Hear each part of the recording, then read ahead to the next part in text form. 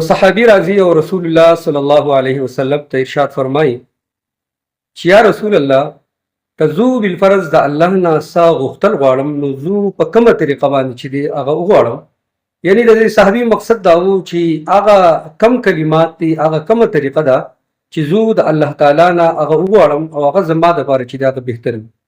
رسول الله صلی الله علیه وسلم ورته ارشاد فرمایل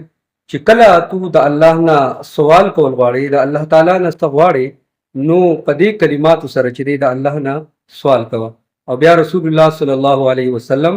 دې صحابي ته یو څلور کلمات وښودل چې تو دا کلمات په دعا کې وایه: اللهم اغفر لي وارحمني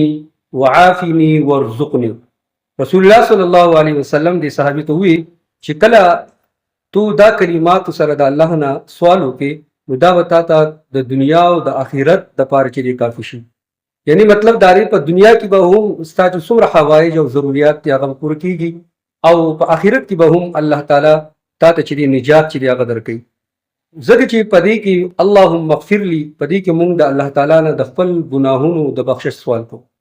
وارحمني کې مونږ د الله تعالی نه په خپل ځان باندې د رحم سوال کوو چې ای الله په مونږ باندې خپل رحمت چې دی هغه نازل کړي. وعافني په دې کې مونږ د الله نه دا سوال کوو چې د دنیا چې څومره جمله آفات او مصیبتونه دي په هغې کې مونږ ته عافیت راکړي او د هغې نه مونږ بچاو کړي. ورزقني او په دې کې مونږ د الله تعالی نه د بهترین رزق چې دی هغه سوال کوو.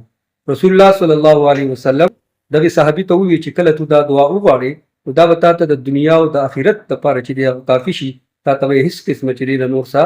ضرورت نه